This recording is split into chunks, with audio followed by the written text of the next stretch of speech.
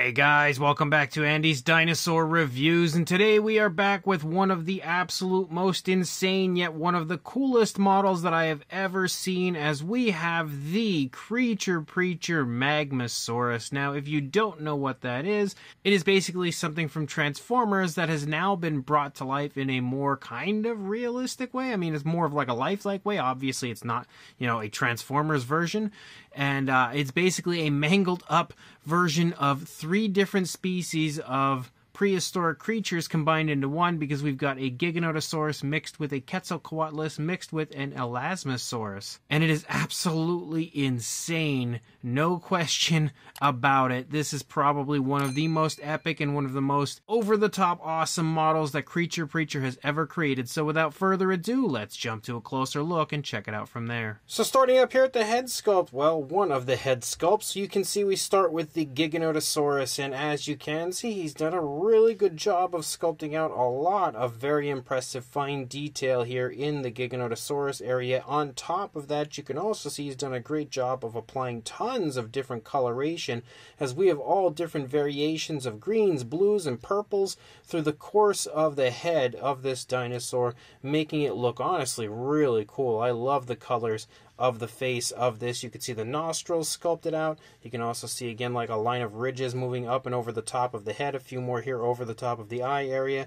The eye is painted with a green and doesn't actually feature a pupil or anything that I can see, which kind of makes it look even creepier, considering the fact that this is such a strange mashup of many different creatures.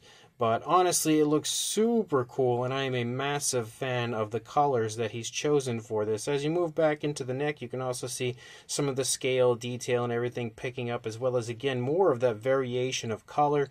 We've got like osteoderm-like scales as well. You can see more of those here on the lower jaw, and obviously the mouth of the Giganotosaurus area is wide open here, which we can see. You can also see the teeth are all sculpted individually, painted with a light, kind of an off-white tone of color. If we turn this, it's a pretty long model, so I don't know how good of a job we're going to get turning it here. There we go. We can get it completely straight here in the front. You can see the tongue is sculpted out there on the inside of the mouth, and also features that classic metallic tone that we see often on the Creature Preacher models, which I also love, pretty much his calling card. But as you move further down here into the body, you see a bit more of like a bumpier scaling pick up here in the shoulder area, moving up there into the back. You can see the ridges get larger there, moving down along the back of the dinosaur as well. And you can also see, again, all the different variation of color. It basically transitions back and forth through the entire model as you move through. As you lead down here, you can see the arms are sculpted out quite nicely. We've got the muscle definition present. You can see the elbow back there. The hand as well sculpted quite nicely. We've got the nails painted. You can see the fingers and everything look really good. I love the positioning of the hands, making it look kind of intimidating, but also, again, correct as far as the placement goes. The wrists are not pronated or anything, which is actually nice to see, even though this is obviously far from a realistic version of these creatures. But as you move up along the underside, you can see even the underside is very nicely sculpted, even leading up there into the throat. You can see kind of like some bumpy kind of ridges there following along the underside of the throat into the lower jaw as well. And then as you move down a little bit further, you can see some more ridges here moving over like the hip area, or what would be the hip area of the Giganotosaurus, leading down into the leg. You can see again all of those different variations of color moving down those larger scales there in the thigh area. And then you've got the knee down here. You've also got the calf muscle sculpted, and then you lead down into the foot sculpt. The foot sculpt also looks really nice and continues to have those very vibrant colors with the mixtures of greens and blues and purples showing up throughout. You can see the nails are also nicely sculpted, again painted with a light tone. And yes, we do even have dew claws on this. But then as we move back up, if we actually turn it around and we look from the front, you can begin to see the wings here of our Quetzalcoatlus, where it's kind of mixed into our Giganotosaurus. And as you move through, You can see we've got even more metallic tones here on the underside, as you have like some variations of what looks to be like browns, but also purples, again metallic purples and blues throughout the course of the underside of the wing, and then the upper part is painted out with a mixture of what appears to be like some tans and kind of like reddish browns.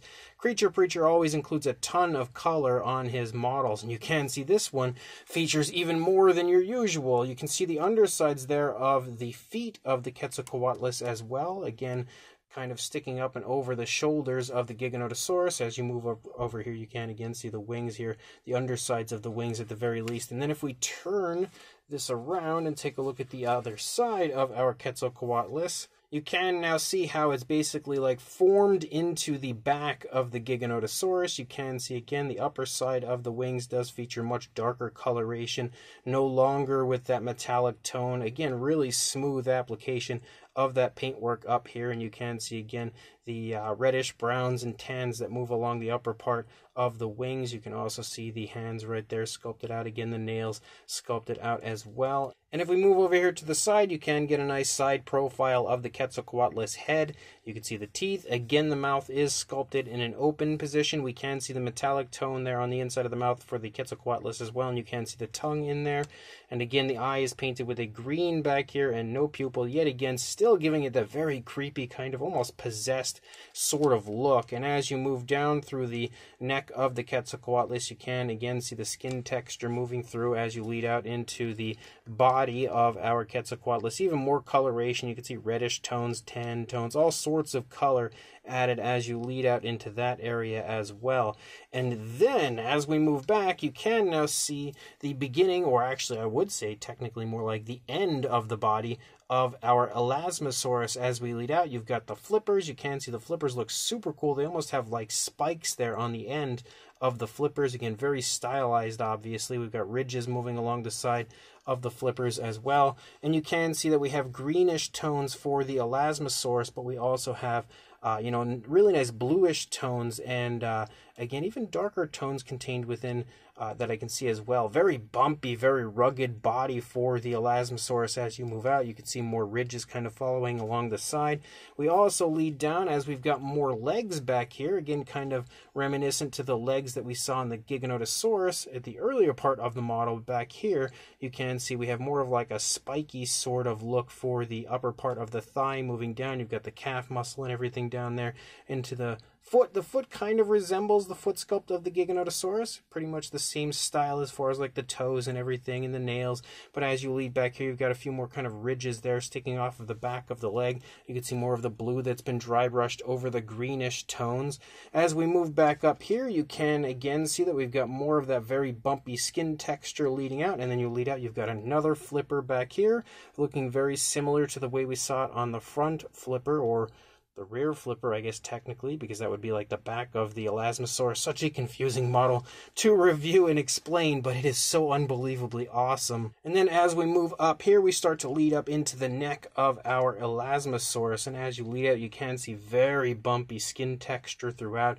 On honestly, both sides, you can see again very rough and rugged looking skin texture, which is quite different from what you usually see on an Elasmosaurus, making this again even more unique and more interesting overall. I really am a big fan of the way that he sculpted out the skin texture and kind of given the entire body, for the most part, that kind of rough and rugged look to it, because it kind of starts out similar to that with the Giganotosaurus, but as we move back into the Elasmosaurus, it just gets kind of weirder and more rugged as far as the skin texture goes, moving the entire way out. And as you lead up, you can see you've got a massive curve for the neck of the Elasmosaurus. And what's interesting is you may see some joints as you move through. Like obviously there's one, we've got one down here, and then we've got another one back here. And that is because this model is so absolutely gigantic, it comes in pieces, and you have to slide the pieces in. If that's something that kind of bothers you, the seams, you could always fill them and then just kind of paint over them to make them disappear.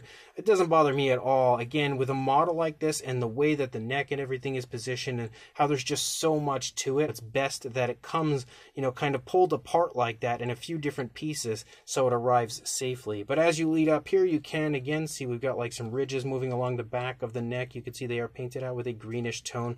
As we lead up here into the head and snout of our Elasmosaurus, you can see the mouth is open on this one as well. We yet again have those metallic tones there on the inside of the mouth on that tongue. We even have a very reptilian slit-like tongue there for the tip of the tongue. You can see the teeth are painted with a yellowish tone, all of the teeth sculpted individually. The eyes on this one are more of a yellow, and again no pupil, looking super creepy. We've got the nostrils up here on the top of the head, and you can see again as we move through, there is just so much color to this figure. It is crazy, crazy cool.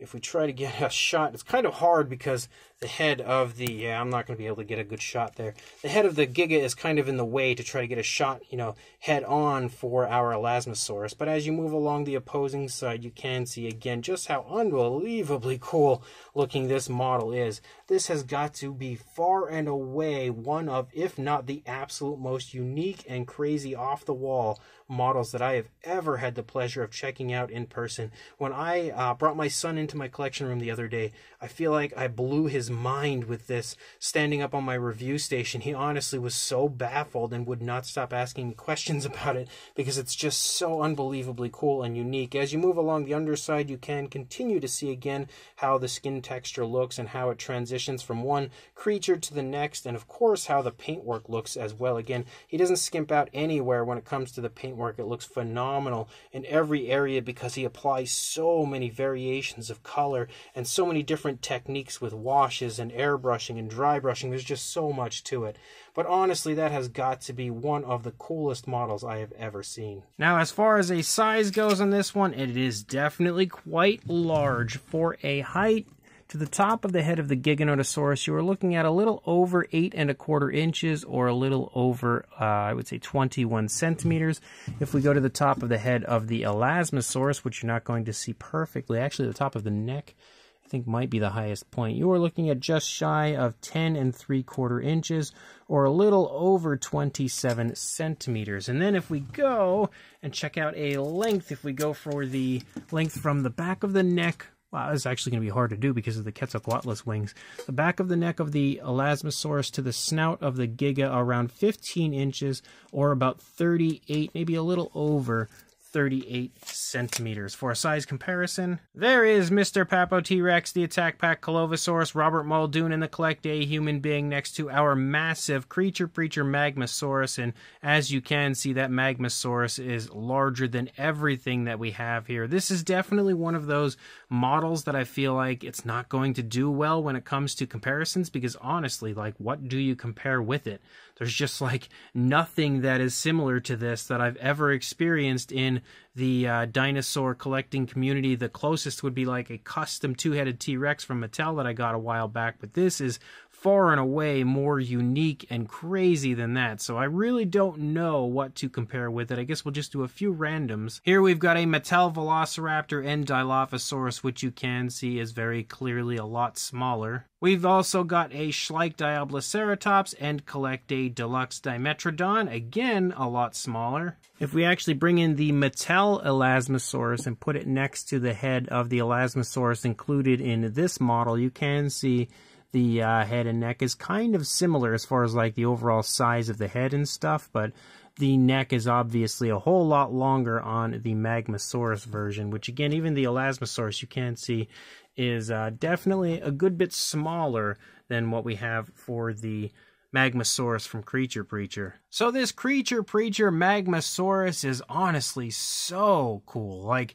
it is definitely one of the single most unique and unbelievably over-the-top awesome models I have ever acquired from Creature Preacher. And he has made some pretty cool stuff, some pretty extreme stuff in the past, but I don't know that anything can compare to this. This is so crazy cool in person, and not something that I personally had ever expected to have seen, would be a realistic take on a Magmasaurus. And as you can see, as you move through the course of the entire model, this thing is super nicely detailed. He has done a great job of sculpting this out and including tons of fine detail throughout. And I love that each and every creature that is included here has its own individual style and own individual type of texturing and everything, but somehow still kind of work when it comes to the transitioning between the different creatures. Like, it's almost like, even though they still have their own individuality, they also have like a good sense of each other kind of combined within. It's almost hard to explain, but it's insanely cool to look at. But also the paintwork of the model is really well done. He's applied tons of variation of color, his usual treat of metallic colors showing up randomly, and again, he's used a lot of different techniques to really bring out the color and paintwork of this, making it easily one of the most striking models that Creature Preacher has released when it comes to the paintwork as well. And of course, on top of that, it is really big, so you've got yourself one unbelievable model. If you need something that's going to be a conversation piece in your collection room, look no further than this, because I can assure you anybody that walks in will instantly question what they are looking at, and you'll have a pretty fun story to tell them. But this is, like I said, far and away one of the coolest models I've ever seen from Creature Preacher, and a definite recommendation from me. Also, I do want to state that my Magmatron here, my Magmasaurus, is actually a prototype, and once he finishes it and has it actually available to sell, which I was just lucky enough to be able to get a hold of this a little bit early so that I could check it out with you guys and everything, but he is going to offer it in this incredible color scheme, as well as more of an animation sort of color scheme similar to what you would have seen on Transformers. So you will have the option, which he actually hasn't revealed that paint scheme yet, but you will have the option of acquiring it, you know, in one of those two colors if you would like. So definitely some food for thought there. But again, if you are interested in picking this up, I will include links in the description to where you can check out Creature Preacher on Etsy, where you can purchase this and many others of his incredible models. And of course, you can also check him out on Instagram, follow him there, and if you have any questions, you can inquire further about any of his stuff there on Instagram. So make sure you do all of that, make sure you pick this up, and like, comment, and subscribe, and I will see you in the next review. Thanks for watching.